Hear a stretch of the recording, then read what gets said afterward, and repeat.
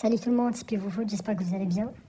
Alors je fais cette petite vidéo pour parler des barrages, on va dire UEFA intercontinentaux, après qu'on a su tous les pays qualifiés pour la Coupe du Monde. Donc il reste que 6, 4 pour les barrages européens et 2 pour les barrages intercontinentaux.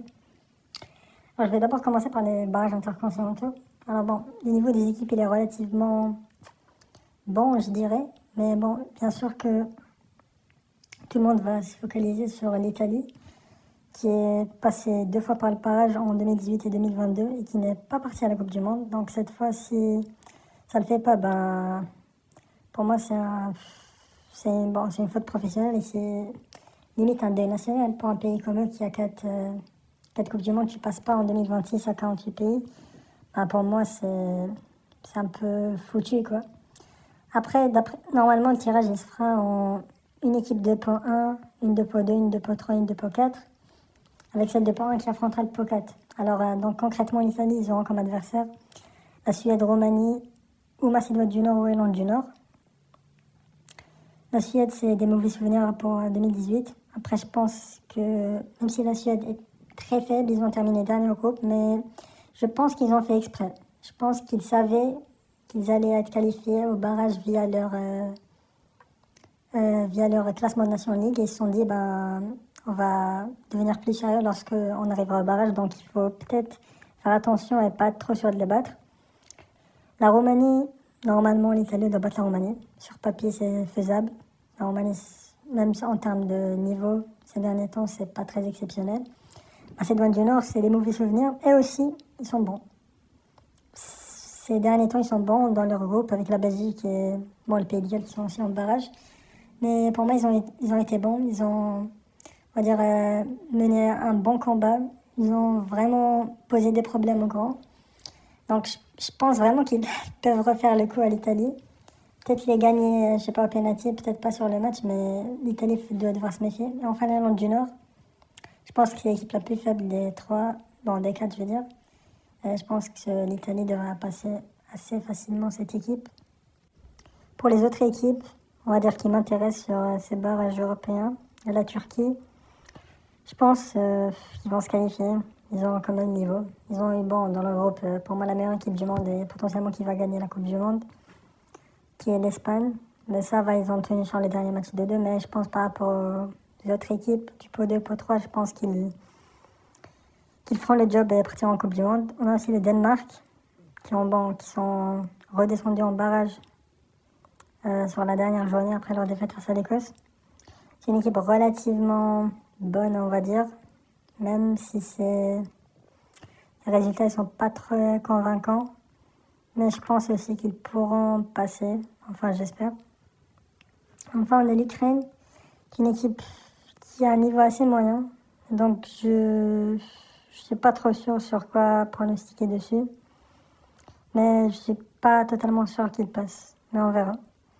Après, les petites surprises, on a la Bosnie, qui ils ont failli se qualifier en Coupe du Monde, mais ils ont fait match nul avec l'Autriche, ils avaient besoin d'une victoire.